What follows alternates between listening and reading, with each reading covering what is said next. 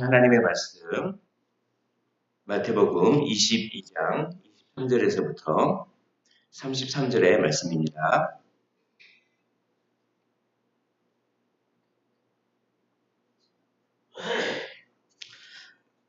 우리 다 찾으신 줄로 알고 한 절씩 교독을 하시고 마지막 절은 함께 읽도록 하겠습니다. 부활이 없다 하는 사두개인들이 그날 예수께 와서 물어 이르되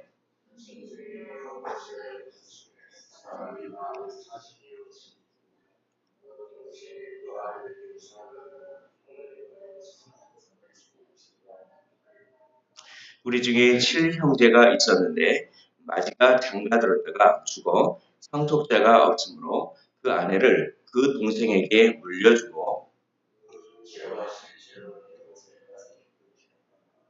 회후에 그 여자도 죽었나이다.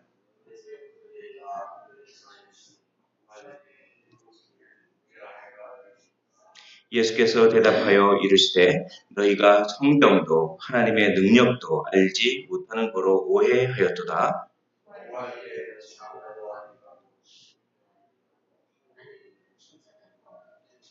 죽은 자의 부활을 논할진대 하나님이 너희에게 말씀하신 바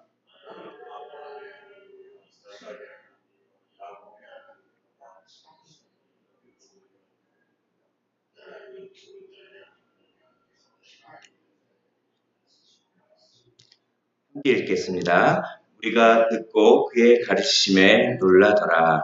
아멘. 예, 오늘 말씀은 부활 논쟁이라고 잘 알려진 말씀입니다. 사두개인이 부활이 없다고 했는데 이 사두개인들이 예수께 와서 물어봅니다. 그것이 형사취수법이라고 하는 것인데 그것은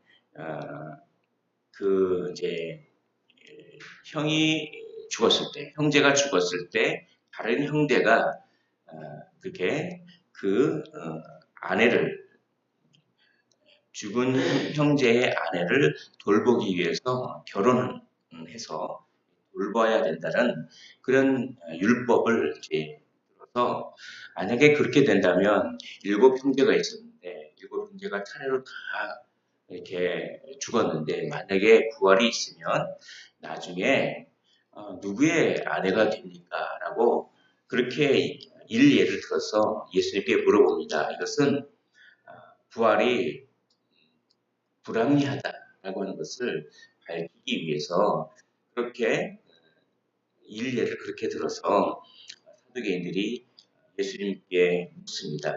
그때 예수님께서 하신 대답이 지금 오늘 우리가 좀 주목해서 생각해 볼 필요가 있습니다. 예수님께서 대답을 하시기 전에 먼저 그들에게 대해서 그들이 그런 질문을 한 것에 대해서 이런 평가를 내립니다. 29절을 보겠습니다. 29절에 예수께서 대답하여 이르시되 너희가 성경도 하나님의 능력도 알지 못하는 고로 오해하였도다. 그들이 그런 질문을 한 이유는 두 가지가 있습니다. 두 가지가 있는데 첫째는 성경을 알지 못해서 그런 질문을 하는 것이다. 두 번째는 하나님의 능력을 알지 못해서 그런 질문을 하는 것이다. 라고 이야기합니다. 그들은 사두개인들은 자신들이 성경을 그래도 꽤 많이 안다고 생각했을 것입니다. 그런데 그런 사두개인들에게 예수님께서 너희들은 성경을 잘 알지 못하는구나 라고 하면서 성경을 풀어서 알려주는 것입니다.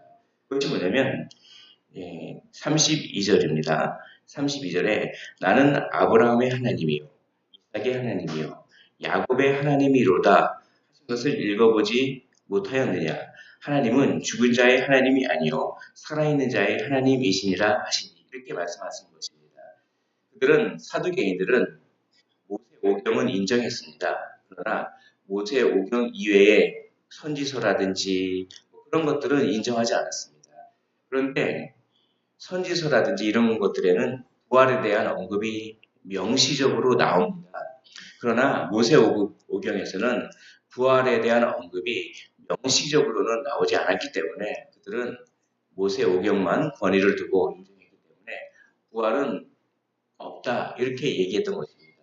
그런데 우리 예수님께서는 나는 아브라함의 하나님이요 이삭의 하나님이요 야곱의 하나님이다 라고 하는 것은 출애굽기의 말씀입니다. 즉 모세 오경을 가지고 부활을 증명하신 것입니다. 어떻게 증명하냐면 나는 아브라함의 하나님이요 이삭의 하나님이요 야곱의 하나님이로다 라고 말씀하실 때는 아브라함이 죽었던 때입니다. 이삭도 죽었던 때입니다. 야곱도 죽었던 때입니다. 모세에게 나타나셔서 이 족장들이 다 이미 죽었던 때에 나타나셔서 나는 아브라함의 하나님이요. 즉 아브라함과 나는 여전히 언약 관계가 있다 이런 뜻입니다. 이삭의 하나님이요. 이삭과 나는 여전히 언약 관계가 있다. 또 야곱의 하나님이요. 나는 야곱과 아직도 언약 관계에 있다. 그런데 죽은 사람하고 언약 관계가 무슨 필요가 있겠습니까? 나는 아브라함의 하나님이요, 이삭의 하나님이요, 야곱의 하나님이다 라고 하는 것은 아브라함과 언약 관계가 여전히 유효하고 이삭과의 언약 관계가 여전히 유효하며 야곱과의 언약 관계가 여전히 유효하다. 그 말은 아브라함이 살아있으며 이삭도 살아있으며 야곱도 살아있다. 즉 부활할 것이다 라고 하는 것을 전제해야 합니다. 죽은 사람과 언약 맺는 것은 아무런 효과가 없기 때문입니다. 너희들은 그런 것을 읽어보지 못하였느냐. 하나님은 죽은 자의 하나님이 아니요 살아있는 자의 하나님이시니라. 너희는 성경을 참 모르는구나.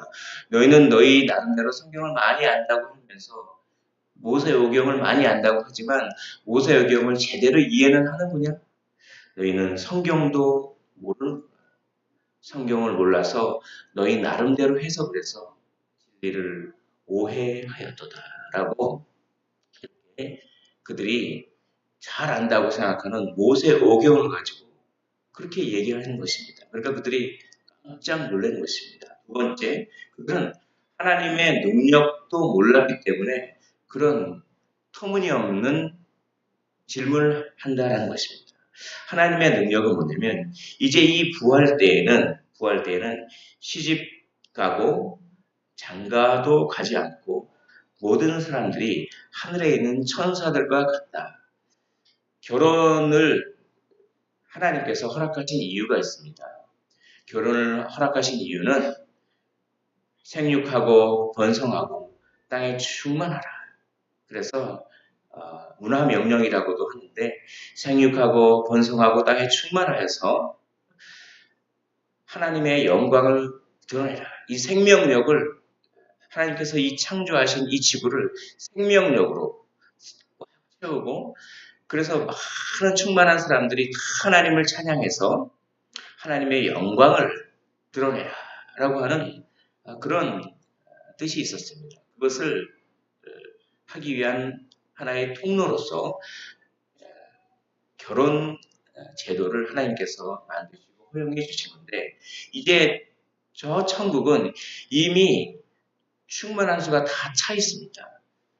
하나님께 영광을 돌리는 이 충만한 수가 다 차 있고 생명력이 다 차 있기 때문에 더 이상 결혼 관계가 필요가 없는 그래서 시집도 아니 가고 장가도 안 가고 그리고 이미 서로가 서로를 사랑하는 이 세상에서 부부가 서로가 서로를 사랑하는 것보다 훨씬 더 모든 사람이 서로가 서로를 사랑하는 그런 이 사랑의 공동체, 너희들이 상상할 수 없는 그런 이 사랑의 공동체가 펼쳐질 것인데 너희는 고작 이 땅에서의 그 어떤 땅에서의 현상을 가지고 더 천국을 예상하느냐, 상상하느냐.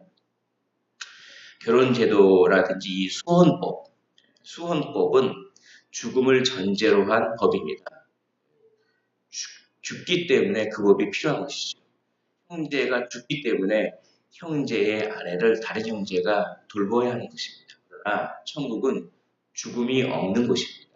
너희들은 죽음이 없는 그 천국, 하나님의 능력도 영원히 살리시는 하나님의 능력도 제대로 알지 못하면서 그 죽음을 전제로 한 이 땅에서의 수원법을 가져다가 그것을 천국에 적용시키려고 하느냐?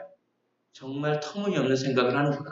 너희들은 너희들 나름대로의 고정관념을 가지고 진리를 바라보고 그리고 지금 나한테 와서 나를 올무에 가두려고 나를 넘어뜨리려고 시험하느냐? 너희들은 성경도 제대로 알지 못하고 너희들은 하나님의 능력 또한 제대로 알지 못한다. 이렇게 얘기하시니까 그들이 도대체 거기서 더 이상 뭐라고 대답할 말이 없는 것입니다. 그러니 33절 우리가 듣고 그의 가르치심에 놀라더라 라고 하십니다. 우리 예수님께서는 놀래키시는 예수님이십니다. 우리의 상상을 뛰어넘는 분이십니다. 우리 예수님의 지혜는 인간의 지혜가 도저히 감당할 수 없는 그런 놀라운 탁월한 지혜가 있는 분이십니다.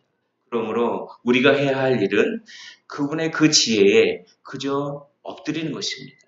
그저 그분의 지혜에 순종하고 무릎 꿇고 그분의 지혜에 그 통치에 그대로 통치를 받으면 됩니다. 왜냐하면 우리보다 우리 자신을 그분이 더 잘 알고 우리에게 무엇이 필요한지 우리보다 그분이 더 잘 알기 때문에 하나님을 사랑하는 자, 곧 그 뜻대로 부르심을 입은 자들에게는 모든 것이 합력하여 선을 이룰 줄 믿으며 그분을 온전히 의뢰하고 그분의 섭리에 겸손하게 무릎을 꿇는 그런 삶을 살아야 한다라고 오늘 본문이 우리에게 교훈을 해주는 것입니다.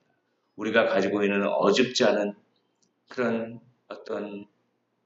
어떤 것들, 우리가 가지고 있는 소유하고 있는 우쭐하게 하는 그런 어떤 것들은 주님 앞에서 아무것도 아닙니다. 그런 것만 의지하다가는 그런 지식과 그런 고정관념과 그런 권력과 그런 자기 자신의 어떠함 그런 것들만을 의지한다면 정말 나중에 우리 주님께서 오셨을 때 당황할 것입니다. 그것 때문에 나는 나의 삶의 의미를 가지고 있었는데 그것이 우리 주님 앞에서는 아무것도 아닌 것이 밝혀진다면 얼마나 당황하고 얼마나 놀라겠습니까? 그러나 거꾸로 우리는 보잘것없고 우리는 연약한 존재입니다. 오로지 주님만을 의지합니다. 주님만을 의지합니다. 주님의 지혜는 우리의 지혜보다 더 탁월합니다. 인생을 살다가 나중에 주님을 만날 때 우리는 또 놀랄 것입니다. 우리가 생각한 것보다 우리 주님이 우리를 더 영광스럽게 해주실 것이기 때문입니다. 천국은 자기를 높이는 자는 낮아질 것이요. 자기를 낮춘 자는 높아질 것입니다. 그래서 자기를 높이는 사람은 자기가 너무나 낮아지기 때문에 놀랄 것이요. 자기를 낮추는 사람은 자기가 생각한 것보다 우리 주님께서 더 영광스럽게 높여주실 것이기 때문에 놀랄 것입니다. 우리 주님은 우리를 놀래키시는 분인 줄 믿습니다. 그 주님을 의지하고 그 주님의 지혜에 오늘도 순복하고 순종하며 살 때 아브라함의 하나님이요 이삭의 하나님이요 야곱의 하나님이요 그리고 우리의 하나님이신 여전히 우리와도 영원한 약속을 하시고 그것을 신실하게 이루시는 하나님께서 우리의 삶을 신실하게 인도해 주실 것을 믿습니다. 하나님 아버지 오늘 부활이 없다 하고 하는 사두개인들이 예수님께 와서 물어보며 예수님을 이렇게 시험하는 장면을 봅니다. 하나님 우리가 가지고 있는 어줍지 않은 생각과 우리가 가지고 있는 어줍지 않은 그런 어떠한 것들 그런 것들로 진리이신 하나님을 이렇게 재고 평가하고 그런 것이 아니라 오로지 우리보다 무한히 뛰어나신 그 주님께, 그분의 지혜에, 그분의 섭리하심과 통치하심에 그대로 순종하고 그대로 그 다스림에 무릎을 꿇는 겸손한 우리의 인생이 되게 하옵소서. 그러므로 아브라함의 하나님이요, 이삭의 하나님이요, 야곱의 하나님이요, 언약을 신실하게 지키신 우리의 하나님, 그 하나님께서 우리를 합력하여 선을 이룰 줄 믿고 나아가게 하여 주시옵시고, 그럴 때 우리 주님께서 우리를 영광스럽게 하실 것을 믿고 우리를 놀랍게 하실 줄 믿고 오늘 하루도 주님만을 바라보게 하여 주옵소서. 감사드리며 우리 구주가 되신 예수 그리스도 이름으로 기도하옵나이다. 오늘